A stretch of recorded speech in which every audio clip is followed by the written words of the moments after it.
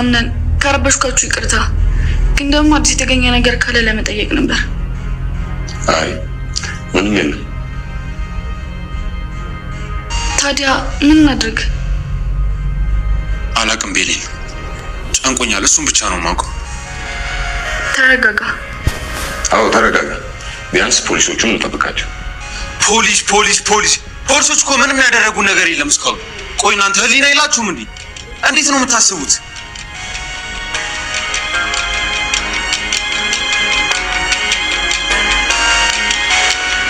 ሄሎ ዲኑ፣ ምን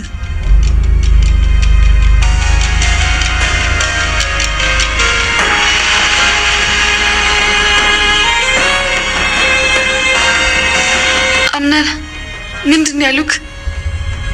ዲኑ ደህና ናት? አምነን ምንድን ያሉ? ልጅቷ እንዴት ናት? አምነን ተናገር እንጂ። በአንድ ትልቅ መኖሪያ ቤት ውስጥ ያሉትን ሰዎች ህይወት የሚያናውጥ ትልቅ አደጋ ተከስቷል። በአንድ በኩል የወላጅ አንጀት የሚያሳርር የእገታ ድራማ ሲቀነባበር፣ በሌላ በኩል ደግሞ የቆዩ የክህደት የንብረት ይግባኝ ሚስጥሮች ፈንጣቂ ብቅ እያሉ ነው። ቤሊን እኔ ዛሬ ከዚህ ሄዳለሁ፣ አብሬሽ እመጣለሁ እና ዛህራ ስትል አምነን በቁጣ ቤሊንን ምን እያደረግሽ ነው? ሜርሲ መቼም ይዛው የመጣችው ሻንጣ የዛች የሞርዚና መሆን አለበት። ተጠራርጋችሁ ብትወጡ ምን ያህል ደስተኛ እንደሆንኩ በዛው ወይዘሮ ሞርዚናንም ይዛችሁልኝ ብትወጡ አለች በውስጧ። ቤሊን ምን አደረኩ? በቃ እና ዛህራ ጋር እሄዳለሁ። ልጅ ስንት ነገር አውርተን አንቺ ከዚህ ቤት ከሌለሽ ነገሩ ከባድ ነው። እኔ ግን ከአንቺ ጋር በሆን ነው ደስተኛ የምሆኑ። ስለዚህ ምንም አትበይኝ ትላለች ለና ዛህራ። ሞርዚና አምነን እባክህ የሆነ ነገር በል። አምነን ወይዘሮ ዛህራ ወደ ቤትሽ ተመለሽ እና ዛህራ ምን ልጅ ሸክም ልሆንብህ አልፈልግም ስትለው አምነን ያልኩሽን አድርጊ እና ዛህራ እና ቤሊን በደስታ ተቃቀፉ። የሜርሲ እቅድ አልተሳካም። በዛም ተናደደች። ተንኮል ሳታስብ የማትውለው ሜርሲ ሌላ ተንኮል ማሰብ ጀመረች። የቤቱ ድባብ በጥርጣሬ እና በጭንቅል ከመናወጡ በፊት እና ዛህራ በሰዎች መካከል ሰላምና አንድነት እንዲሰፍን ከፍተኛ ጥረት ያደርጉ ነበር። ቤል ከቤቱ እንድትወጣ ወይዘሮ ሞርዚና ከነዜናቸው እንዲጠራረጉ የሚፈልጉ ሰዎች ቢኖሩም እና ዛህራ ግን ለጄሪ እና ለቤሊን በጥረት አስመስላ ትልቅ የህይወት ትምህርት ነግራቸዋለች። ጄሪ እና ዛህራ የሆነ ነገር ለማግኘት ብለን ብዙ ጥረት እያደረግን ለምን አይሳካልንም ስትል ስትጠይቃቸው እና ዛህራ የመለሱት መልስ ጥልቅ ነበር።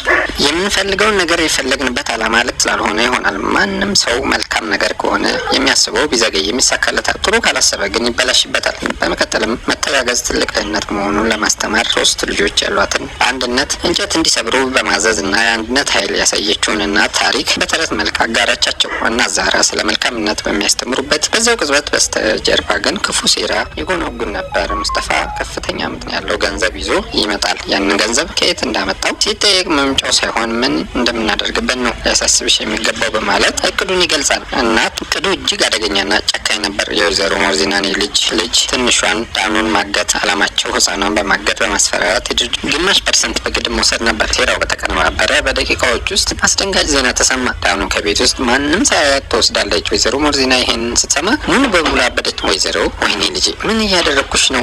ለእናትሽ ምን መልስላታለሁ እያለች በከፍተኛ ጩኸት ለቅሶና ቤቱን አናወጠችው። ይህን ያደረገው ጠላቷ እንደሆነ ብታወቅም በትክክል ማን እንደሆነ ግን ለማወቅ ግራ ተጋብታለች። አቶ አምነንም በጉዳዩ ክፉኛ ደነገጠ። ፖሊስ ቢያሳውቅም እስካሁን ምንም መፍትሄ ባለማምጣታቸው ቤት ውስጥ ባሉ ሰዎች ላይ ከፍተኛ ጭንቀት፣ መካሰስ ነገሰ። ሜርሲ ወደ ጄሪ ክፍል ትገባለች። ጄሪ ባለ ትዳር ቤት ዘወር ተብሎ አይገባም። ሜርሲ 2 ባሎች አሉሽ፣ ከማንኛው ጋር እንዳለች ለማየት ነው የመጣሁት በማለት ታዋርዳታለች።